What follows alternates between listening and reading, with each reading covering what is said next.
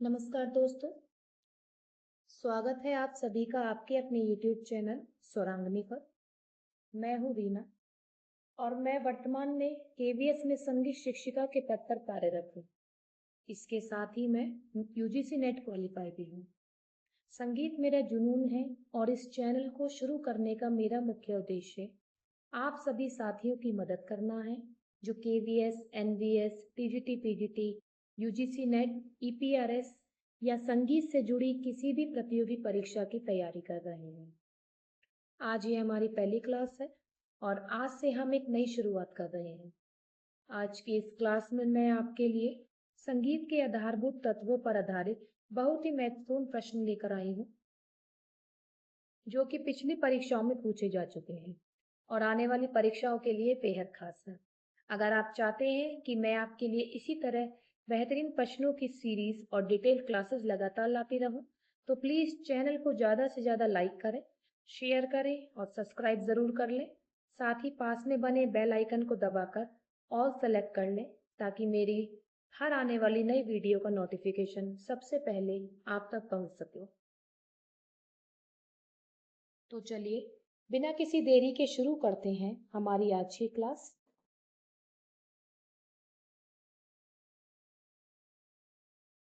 Question number 1, गायन, वादन तथा नृत्य को ताल एवं लय सहित प्रस्तुत करने की विधा को क्या कहते हैं? अपना आंसर कमेंट में दीजिए।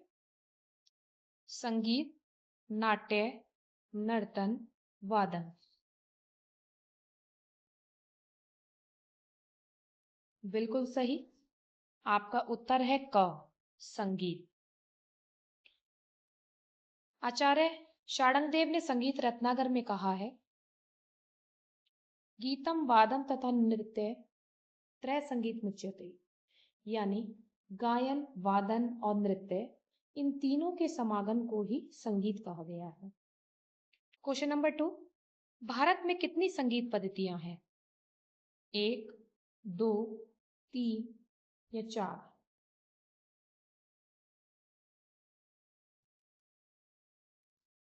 बिल्कुल सही, आपका सही उत्तर है 2। भारत में संगीत की 2 मुख्य पद्धतियां प्रचलित हैं। सबसे पहली है हिंदुस्तानी संगीत पद्धति उत्तर भारत में, सेकंड है कर्नाटक संगीत पद्धति दक्षिण भारत। क्वेश्चन नंबर 3, हिंदुस्तानी संगीत पद्धति भारतवर्ष के किस क्षेत्र में प्रचलित है? हिंदुस्तानी संगीत पद्धति भारतवर्ष के किस क्षेत्र में प्रचलित है? पूर्वी भारत, पश्चिमी भारत, उत्तरी भारत, दक्षिण भारत। अपना आंसर कमेंट कीजिए। बिल्कुल सही, आपका सही उत्तर है ग, उत्तरी भारत। उत्तरी भारत में जिस संगीत शैली का प्रयोग किया जाता है उसे हिंदुस्तानी संगीत पद्धति कहते हैं। इसमें राग, ख्याल, ध्रुपद आदि गायन शैलियां प्रमुख है। क्वेश्चन नंबर 4 आपकी स्क्रीन पर है, दक्षिण भारतीय संगीत पद्धति भारतवर्ष के किस क्षेत्र में प्रचलित है? दक्षिणी क्षेत्र, पूर्वी क्षेत्र, पश्चिमी क्षेत्र, उत्तरी क्षेत्र।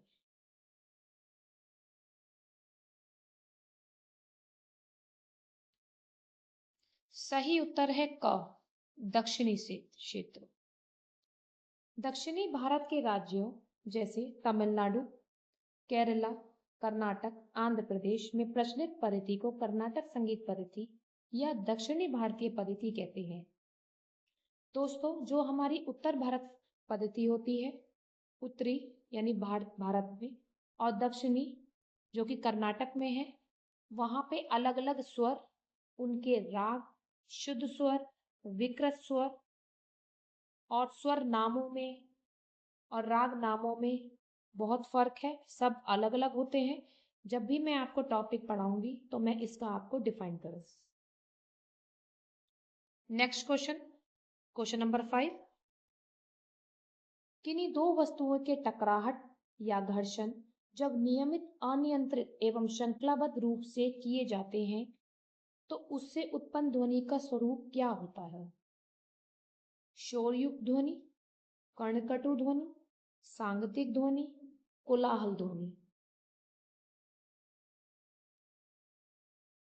आपका सही उत्तर है ग, सांगतिक ध्वनि।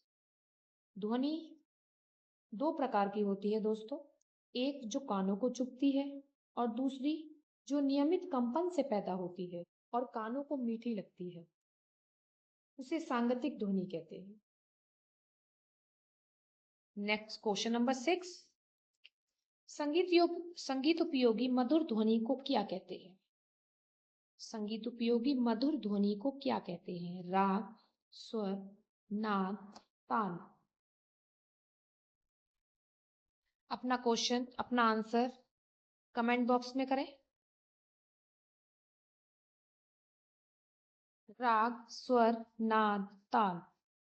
आपका सही आंसर है नाद। वह ध्वनि जो मधुर हो और जिसका उपयोग संगीत में किया जा सके, उसे नाद कहते हैं। नाद से ही आगे चलकर श्रुति और श्रुति से स्वर बनते हैं। क्वेश्चन नंबर 7, नाद के कुल कितने प्रकार हैं? नाद के कुल कितने प्रकार हैं? 2, 3, 4, 5। आपका सही उत्तर है 2। नाद मुख्य रूप से दो प्रकार के होते हैं दोस्तों। पहला होता है आहत नाद, जो दो वस्तुओं के आपस से टकराने से उत्पन्न होता है, आहत। सेकंड होता है आपका अनाहत नाद, जो बिना किसी आघात या टक्कर के स्वतः उत्पन्न होता है, जैसे योग या ध्यान की स्थिति में। क्वेश्चन नंबर 8, सामान्य स्थिति में दो वस्तुओं के स्पर्शाघात से उत्पन्न वह नाद जिसे हम स्थूल कानों से सुनते हैं, कौन सा नाद है? अनाहत नाद, आहत नाद, श्रुति नाद, अश्रुति नाद। इसका सही उत्तर है ख, आहत नाद। आहत का अर्थ है चोट या आघात लगना। जिस नाद की उत्पत्ति दो वस्तुओं के टकराने से होती है और जिसे सामान्य कानों से सुना जा सकता है, वही आहत नाद है। पूरा संगीत इसी आहत नाद पर आधारित होता है, क्योंकि बच्चों ये मधुर होता है। क्वेश्चन नंबर 9, अध्यात्म साधना के क्रम में ध्यान एवं समाधि की अवस्था में श्रमित्या के परे अनुभूतिजन्य नाद को क्या कहते हैं? आहत नाद, श्रुति नाद, अगोचर नाद, आहत नाद, अनाहत नाद। इसका सही उत्तर है अनाहत नाद। अनाहत नाद को भौतिक कानों से नहीं सुना जा सकता। ऋषि मुनि और साधक गहरे ध्यान समाधि में अपने भीतर इस नाद को महसूस करते हैं। इसका प्रयोग आम संगीत में नहीं है, केवल हमारे संगीत में आहत नाद का ही प्रयोग होता है। अब हमारा लास्ट क्वेश्चन है 10, गायन वादन में स्वर का वह सूक्ष्म भाग जिसे सुनकर एक दूसरे से अलग अलग स्पष्ट रूप से पहचाना जा सके, क्या कहते हैं? श्रुति, स्वर, नाद, ध्वनि। दोस्तों इसका सही आंसर है क, श्रुति। श्रुति शब्द श्रु धातु से बना है, जिसका अर्थ है सुनना। वह संगीत उपयोगी आवाज जो स्पष्ट रूप से सुनी जा सके और एक दूसरे से अलग पहचानी जा सके, उसे श्रुति कहते हैं। भारतीय संगीत में 22 श्रुतियां मानी गई हैं। देखिए दोस्तों 22 श्रुतियों के नाम: तीव्रा, कुमुदती, मंदा, छंदोवती, दयावती, रजनी, रक्तिका, रौद्री, क्रोधा, वृश्चिका, प्रसारणी, प्रीति, मार्जनी, श्रीति, रक्ता, संदीपनी, आदीपनी, मंदती, रोहिणी, रम्या, उग्रा, शोभनी। ये 22 श्रुतियों के नाम हैं। इन 22 श्रुतियों के स्वर स्थान होते हैं दोस्तों, जो कि मैं आपको श्रुति का जब मैं विषय पढ़ाऊंगी वो मैं आपको समझाऊंगी। तो दोस्तों थे आज की क्लास के 10 महत्वपूर्ण प्रश्न।